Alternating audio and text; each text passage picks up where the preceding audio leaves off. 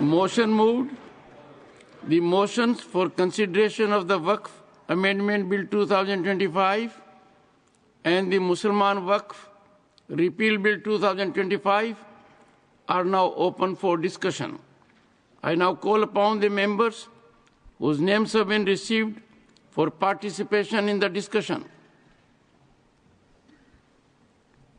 Dr. Syed Nasir Hussain. 20 minutes.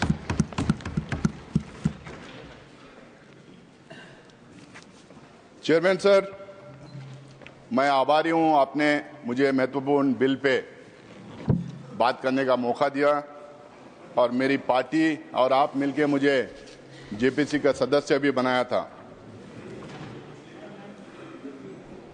कल लोकसभा में जितनी भी बहस हो रही थी मैं बड़े गौर से सुन रहा था। हमारे ऑनरेबल मिनिस्टर किरण रिजिजू जी ने काफ़ी बातें वहाँ पे रखी, आज भी यहाँ पे रखी। कल हमारे देश के गृह मंत्री भी वहाँ पे काफ़ी बात रखी। उन्होंने कहा कि ये बिल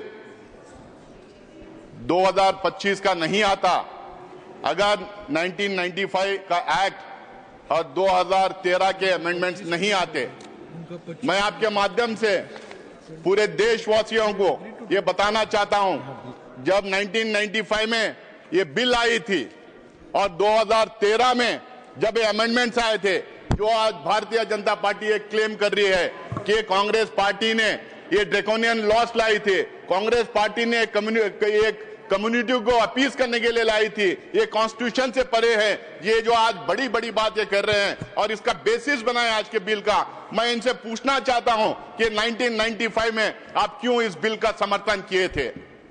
1995 में अद्वानी साहब यहां पे थे, मुरली मनोहर जोशी जी थे, सुषमा स्वराज जी थे, अरुण जेटली जी थे, राजनाथ सिंह जी थे, सारे के सारे कंसेंसस के साथ 1995 का वक्फ बिल पास किया था। 2013 में जब ये अमेंडमेंट्स आए थे, जब भी कंसेंसस से पास किया गया था। 1995 में लोकसभा में भारतीय जनता पार्टी की तरफ से बंडारू दत्तात्रेय जी ने अपनी बात रखी थी और राज्यसभा में सिकंदर बख्श जी ने अपनी बात रखी थी। अपनी बात रखने के टाइम पे दोनों भी इस बिल का पूरा समर्थन किया था। उसके बाद में लोकसभा में भी उसके बाद में इनके 2009 के मैनिफेस्टो में भारतीय जनता पार्टी ये कहती है कि हम रहमान खान कमेटी रिपोर्ट को एग्जामिन करके हम उसको इंप्लीमेंट करने का काम करेंगे। उसी रहमान खान कमेटी के रिपोर्ट के रिकमेंडेशंस के बेसिस पे और आज ये जो बार बार कह रहे हैं सच्चर कमेटी रिपोर्ट, जिस कमेटी के रिपोर्ट को इन टोटो इन्होंने खारिज किया था, उनके खिलाफ क्या क्या इन्होंने नहीं कहा था, उस कमेटी के रिपोर्ट के खिलाफ इन्होंने क्या क्या नहीं किया था।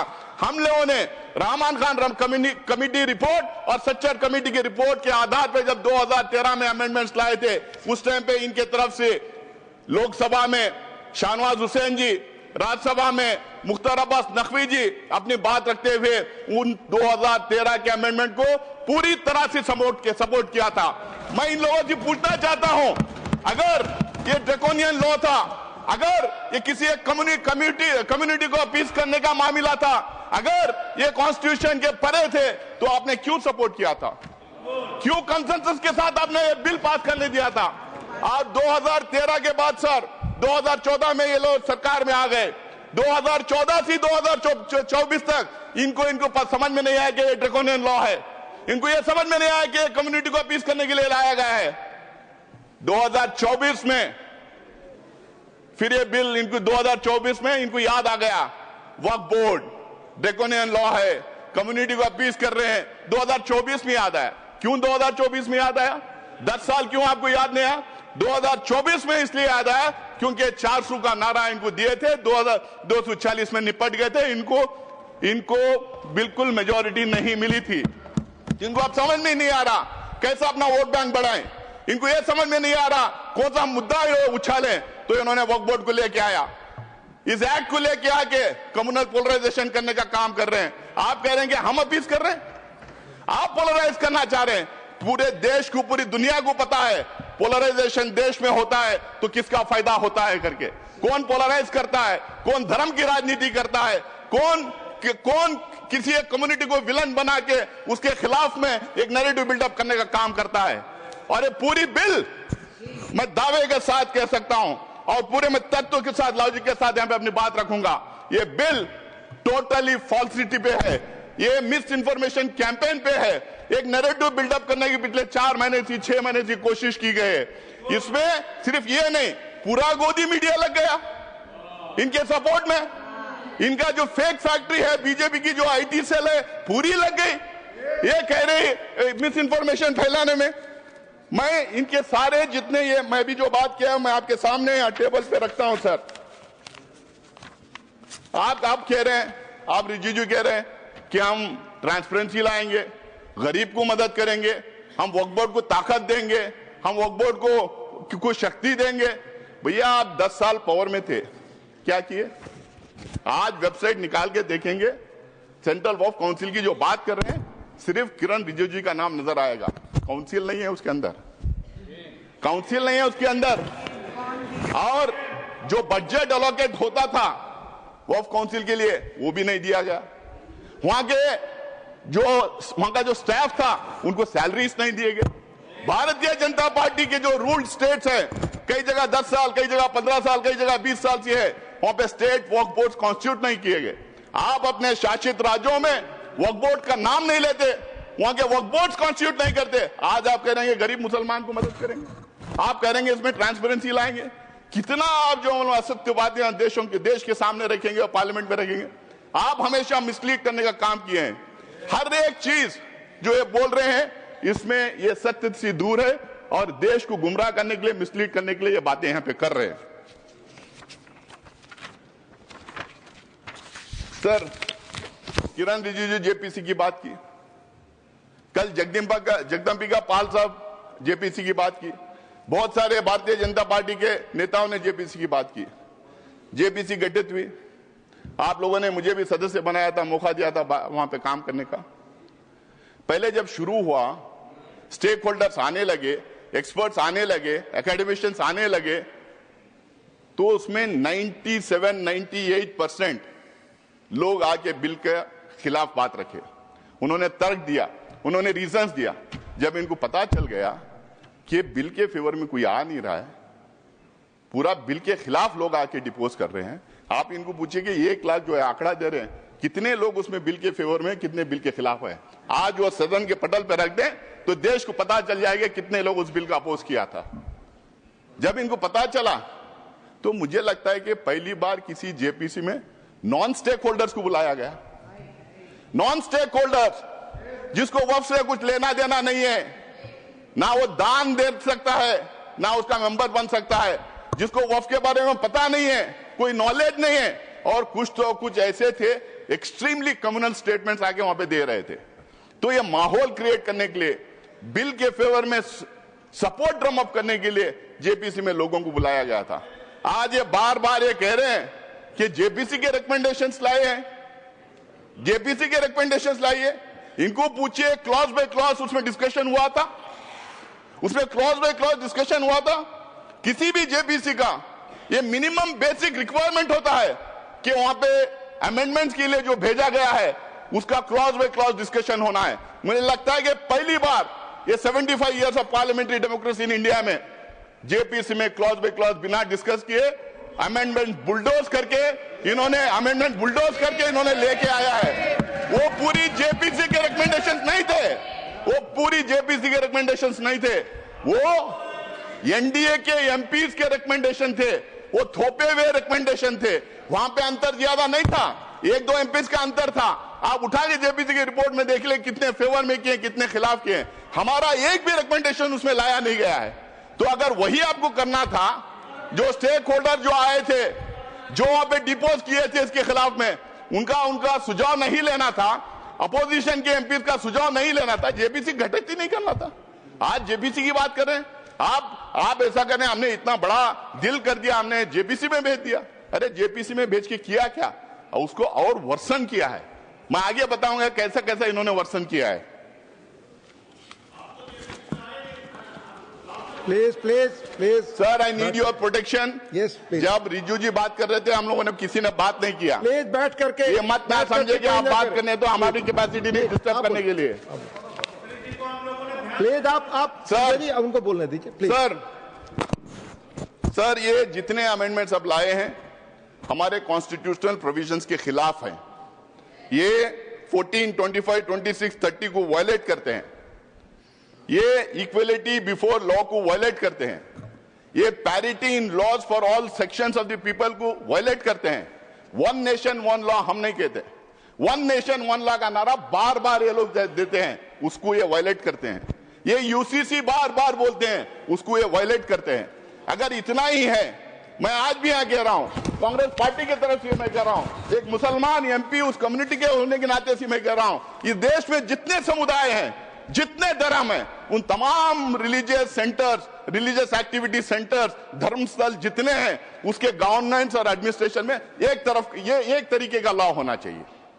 सबको एक तरीके का लॉ रहने, हिंदूज को, मुसलमान को, सिख्स को, क्रिश्चियन को, पारसीज को, जोरस्ट्रियंस को, सबको एक तरीके का लॉ बनाइए।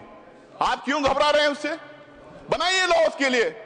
पर्सनल लॉ छोड़ के बाकी के सब गवर्नेंस एंड एडमिनिस्ट्रेशन में एक तरीका लॉ होना चाहिए। आप मैं आगे बताऊंगा और पार्लियामेंट के पटल पे मैं देखूंगा किस तरह से अलग अलग समुदाय में ये भेदभाव कर रहे हैं, किस तरह से ये टारगेटेड लेजिस्लेशन है, किस तरह से ये अनफेयर लेजिस्लेशन है, किस तरह से ये मुसलमानों के खिलाफ का लेजिस्लेशन है। आप बार बार कह रहे थे मुसलमानों के खिलाफ नहीं है। मैं दावे के साथ मैं कहना चाहता हूं, मैं आपके सामने प्रूफ दूंगा, यहां पे रखूंगा, ये बिल्कुल टारगेटेड लेजिस्लेशन है। आप इस देश में आप ये मैसेज देना चाहते हैं कि यहां पे एक कम्युनिटी को बिल्कुल सेकेंड क्लास ग्रेड का सिटीजन हम बना के रखेंगे। आप जिस तरह के लॉस लेके आ रहे हैं, वो धर्म के आधार पे आप लॉस लेके आ रहे हैं। ये पहला नहीं है। कल कोई सीएए एनआरसी की बात कर रहा था, यहाँ अमित शाह जी बैठे हैं, जब उस हाउस में हम लोगों ने सवाल किया था तो इन्होंने बोला था क्रोनोलॉजी से समझिए, ये सिर्फ सीएए नहीं है, इसके साथ एनआरसी और एनपीआर जुड़ेगा। जब इनसे सवाल पूछा गया था तो बोले नहीं, इससे लिंक्ड है। आप कह रहे हैं कि हम धर्म के आधार पे हम किसी की सिटीजनशिप छीन नहीं रहे, लेकिन धर्म के आधार पे आप सिटीजनशिप रोक रहे हैं। ये पहली बार हिंदुस्तान की कॉन्स्टिट्यूशन में ऐसा हुआ है। मुझे नहीं लगता है कि कहीं ऐसा और हो रहा होगा। उसके बाद में 1991 का सेटल्ड क्वेश्चन है sir, 1991 places of worship act का सेटल्ड क्वेश्चन है। उसमें इनके लोग हाई कोर्ट में चले जाते हैं, सुप्रीम कोर्ट में चले जाते हैं उसके खिलाफ। इनके पार्टी के ऑफिस बेयरर्स पिटीशन फाइल करते हैं 1991 प्लेसेस ऑफ वर्शिप एक्ट के खिलाफ में, और मंदिरों के नीचे मस्जिदें ढूंढने का काम करते हैं। आज अगर हमारे देश में हम खोदना शुरू कर देंगे, इतिहास में पीछे चले जाएं, तो किसके नीचे क्या क्या मिलेगा किसको पता है। हम इतिहास को खोदना नहीं चाहिए। बाकी के सारे देश आगे बढ़ने का काम कर रहे हैं, तो हमें इतिहास में जाके खोदने का काम शुरू किए। यहां पे भी उसका प्रोविजन कर दिए। आज किरण रिजिजू जी आप यहां कह रहे थे, भाई हम लोगों ने, सर ये कौन है सर? आप बीच में टिप्पणी ना करें। कौन है सर ये? आप बोले इधर प्लीज। जगेश जी, सर मैं उस पर आगे आऊंगा। अभी किरण रिजिजू जी ने बताया कि वफ का मायना क्या है। सर वफ का माना दान है, it as simple as that.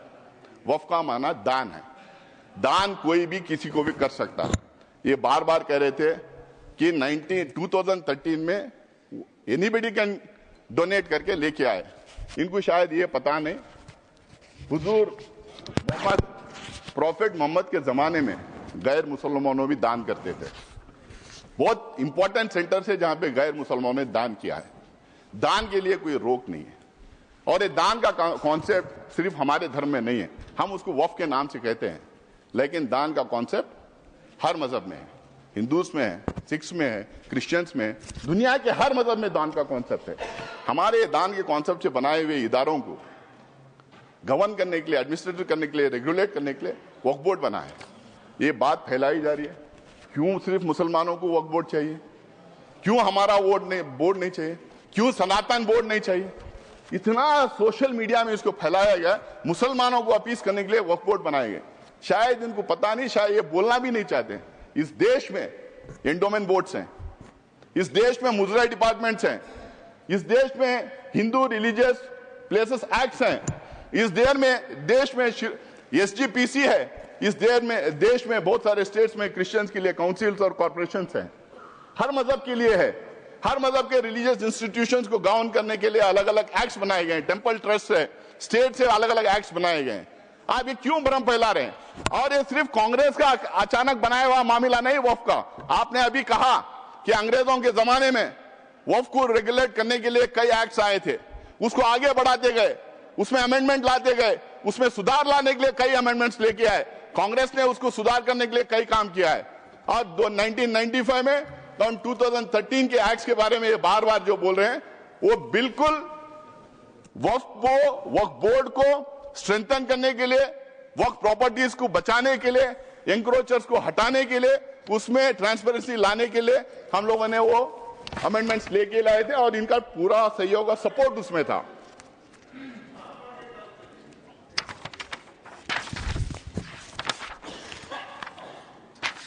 Sir, इसमें बार बार ये कहा जा रहा, आज भी ये कह रहे हैं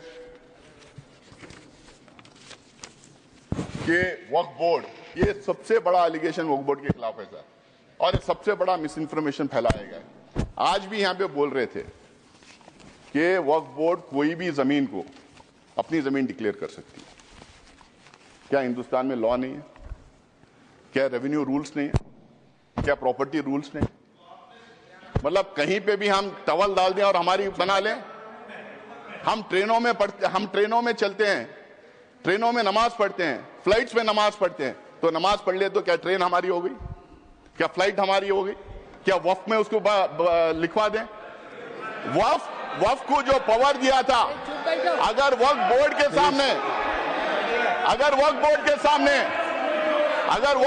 सामने कोई कंप्लेंट आता है, वक्फ बोर्ड के सामने कोई कंप्लेंट आता है, तो वक्फ बोर्ड उसकी तहकीकात करती है, उसकी इंक्वायरी करती है, उसके लिए सेट रूल्स हैं। शायद किरण रिजिजू को ये बात पता नहीं कि हर स्टेट उस इंक्वायरी कैसा कराया जाए, हर स्टेट के रूल्स अलग बने हुए हैं। मैं वक्फ बोर्ड का मेंबर पिछले 6 साल से हूं सर, कर्नाटका में 6, अब 7वां साल कंप्लीट कर रहा हूं। तो वहां पे ये आपको इंक्वायरी तो बोले प्लीज।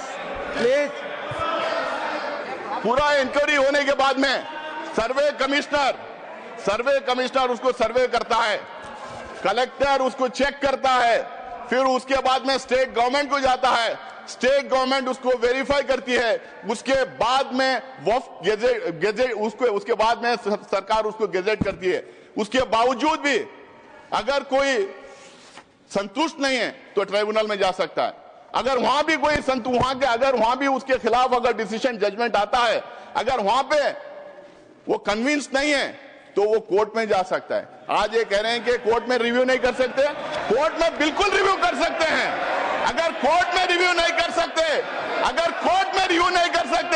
तो हाई कोर्ट में और सुप्रीम कोर्ट में वक्फ के इतने केसेस कैसा हो रहे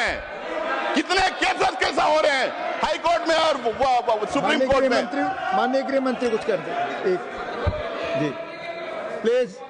मान्यवर, मैं सदस्य को बीच में टोकना नहीं चाहता, शायद वो भोले भाव से गलत इंफॉर्मेशन सदन के सामने रख रहे हैं, तो मैं थोड़ा करेक्ट करना चाहता हूँ। मान्यवर Jairam ji please, chair has given time. क्या कह रहे हैं आप रमेश जी? क्या कह रहे हैं? मैं मान्यवर जी प्लीज मान्यवर, आप बोले। जो डिस्प्यूट है वो इतना ही है कि अगर ट्रिब्यूनल के फैसले से कोई असंतुष्ट है तो ये भूमि का मामला है, इस पर सिविल सूट होना चाहिए। सिविल सूट में अधिकारों के बहुत वाइड रेंज होती है। इन्होंने इस पर अपील का प्रोविजन 2013 के कानून में रखा ही नहीं है, तो रीट के कार्य क्षेत्र में हाईकोर्ट के सामने जाता है। रीट का कार्य क्षेत्र बहुत संकरा होता है, तो जो ट्रिब्यूनल का फैसला होता है वो फाइनल होने के चांसेस 99% हो जाते हैं। जिनकी भूमि है इसका अधिकार जाता रहता है। मान्यवर, एक गलतफहमी फैला रहे हैं। प्लीज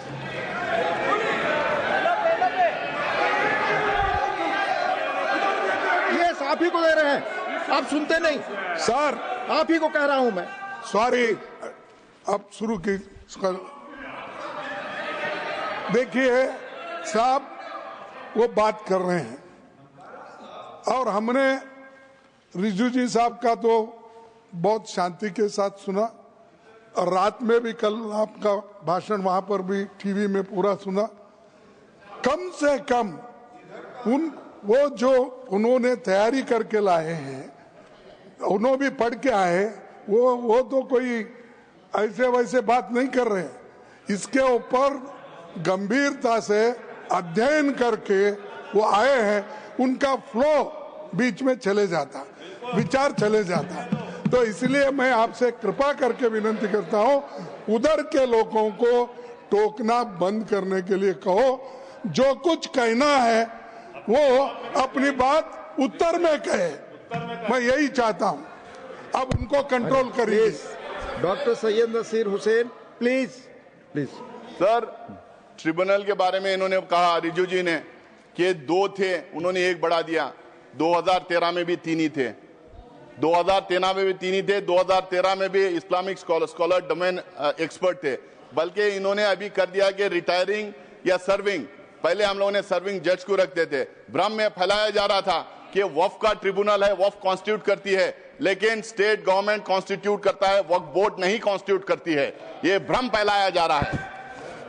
सर, इन्होंने एक नया प्रोविजन लाया, बोला कि सिर्फ मुसलमान दान कर सकता है। और दूसरी बात इन्होंने बोला कि 5 साल का प्रैक्टिसिंग होना।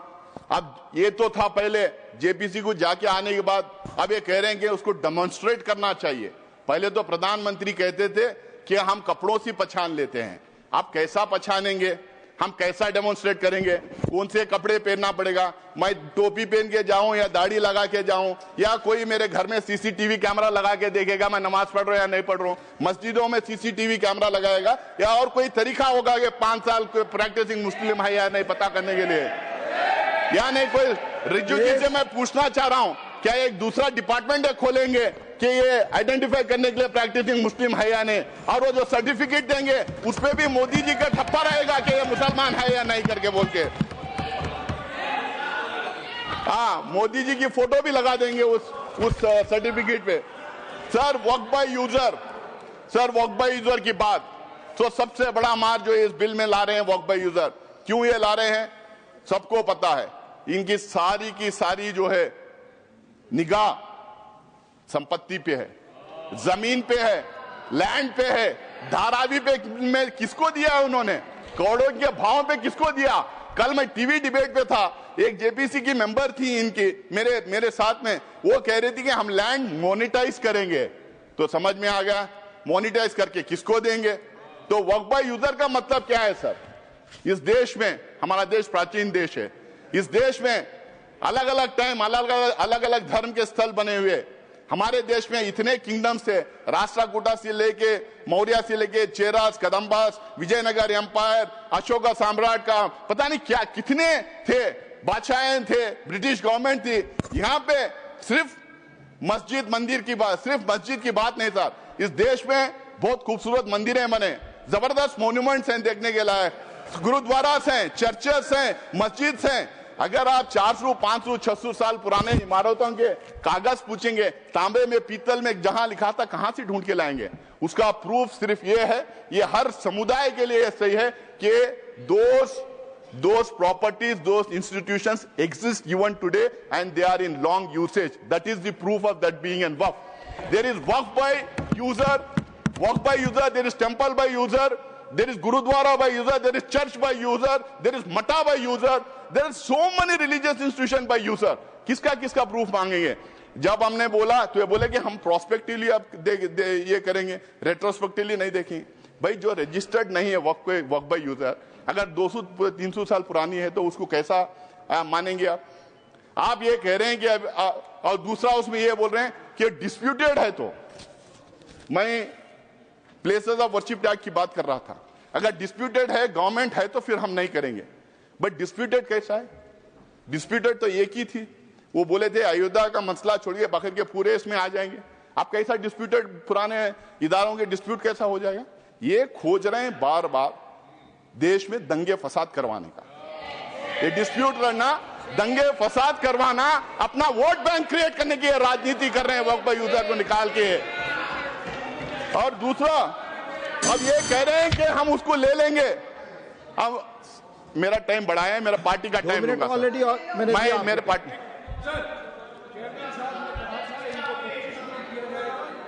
पार्टी का समय बाकी है, इनको 25 मिनट दीजिएगा। और उससे ज्यादा साहब ने कहा था। Please please please. तो सर अब एक बोल 25 मिनट क्या 30 मिनट? समय यहाँ 20 मिनट लिखा हुआ है। देखो साहब, मैं 20 मिनट के रात बाद के ढाई कृपया समय देखिए। मैं ऑलरेडी माननीय एलओपी ऑलरेडी बोलने से अतिरिक्त समय दिया मैंने। प्लीज आप मैं ले रहा हूं सर। आप बोल सर दूसरा, सर आप ये कह रहे हैं कि वक्फ यूजर ऐसा ही रहेगा जो रजिस्टर्ड है, और दूसरी तरफ कह रहे हैं कि पोर्टल हम नया ला रहे हैं और उस पोर्टल में हर एक वक्फ को फिर दोबारा रजिस्टर करना पड़ेगा। भाई वक्फ यूजर वो रजिस्टर्ड हो गया तो सीधा उठा के डाल लीजिए उसमें, आप फिर दोबारा उनको क्यों रजिस्ट्रेशन करें? आप चाह रहे हैं कि फिर वो दोबारा पेपर उससे मांगे, आप पेपर ना दें, फिर आपके लोग जाके दंगा फसाद करें और आपका वोट बैंक बढ़ता रहे। ये आपका वो है। सर तीसरा, ढांचे की बात कर रहा हूं मैं। ये बहुत जोर जोर से रिजू जी बोल रहे थे कि ये सेक्युलर कैरेक्टर है वक्फ बोर्ड का। वक्फ बोर्ड का सेक्युलर कैरेक्टर है। वक्फ बोर्ड सिर्फ एडमिनिस्ट्रेशन और गवर्नेंस नहीं देखती है, वक्फ बोर्ड रिलीजियस अफेयर्स में भी दखलंदाज करती है, रिलीजियस अफेयर्स भी देखती है।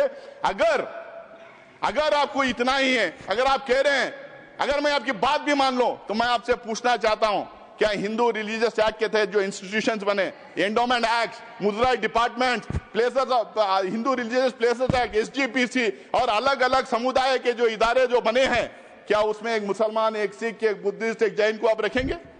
क्या मुझे रखेंगे आप उसमें? आप मुझे रखेंगे आप उसमें? ये बिल्कुल मेरे राइट के खिलाफ है। जो कॉन्स्टिट्यूशन मुझे जो राइट देता है उसके खिलाफ है, और इसको लेके काफी जजमेंट भी है।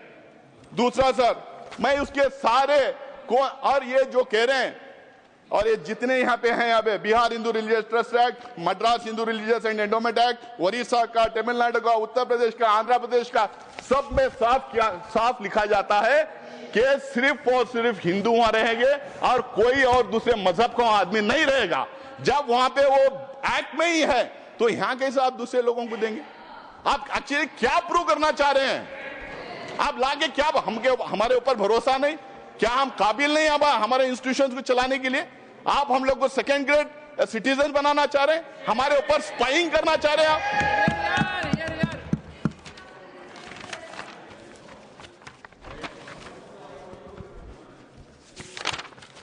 सर सीईओ को लाने की बात थी कि मुस्लिम सीईओ नहीं रहेगा, दूसरा आएगा। वहां पे भी मैं तमिलनाडु, तेलंगाना, आंध्र प्रदेश के मैं एक्ट बताता हूं, वहां पे भी यह कहा गया कि Hindu. Sir finally, sir please finally, नहीं मैं थोड़ा टाइम लूंगा, खत्म करें। नहीं फाइनली अब 25 मिनट हो गए sir. Finally sir, finally please do not take sir नहीं, फाइनली 3-4 इश्यूज के बारे में बोलूंगा सर। रिजू जी कल भी बोले, आज भी बोले, 123 प्रॉपर्टीज को लेके भ्रम फैलाया जा रहा है। ये सारे के सारे 123 प्रॉपर्टीज आके या तो दरगाह है, या तो मस्जिद है, या तो कब्रिस्तान है, या तो ईदगाह है। ये झूठ है। ऑथेंटिकेट करो, धन्यवाद, ऑथेंटिकेट करो। उसकी लिस्ट में आपको देना चाह रहा हूं, ऑल 120, और इसको धन्यवाद आपकी बात। जयराम जी, धन्यवाद, Jairam ji, another 5 minute, doctor Radha, another 5 minute, doctor Radha Mohan Das Agarwal.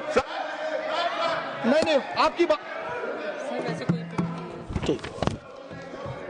माननीय, जो भी असंसदीय शब्द अगर आप इस्तेमाल करेंगे वो रिकॉर्ड में नहीं होगा। Please please.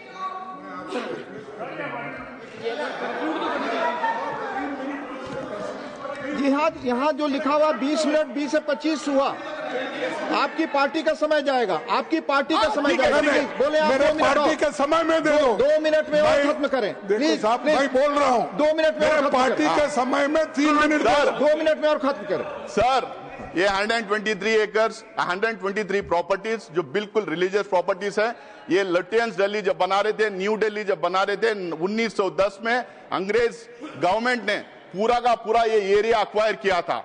जब मुसलमान जाके उनके मिले, वो बोले कि ये 123 प्रॉपर्टीज वक्फ के पास ही रहेंगे, पोजीशन उनके पास ही रहेगा, बट गवर्नमेंट का नाम रहेगा जब तक ये सिटी नहीं बन जाती। बनने के बाद उन्होंने दोबारा वापस उसको वक्फ को दिया था।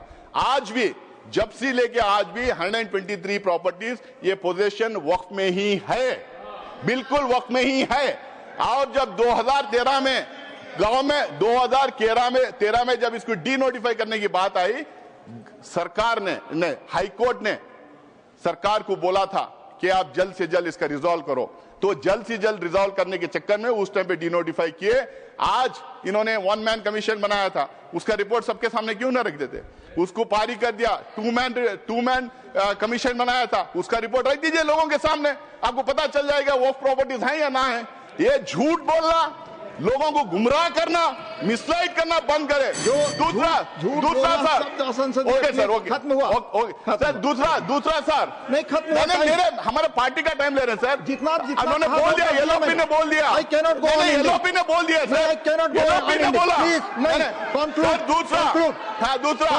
सर दूसरा केरला की बात ये करते हैं, केरला की बात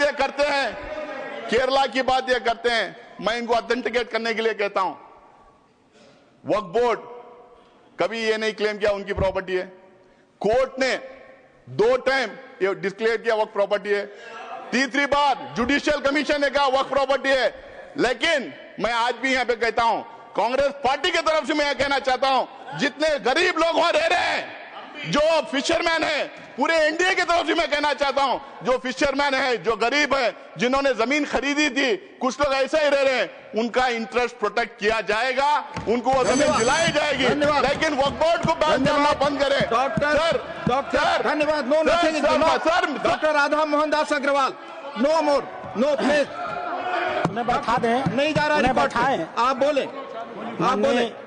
माननीय उपसभापति महोदय।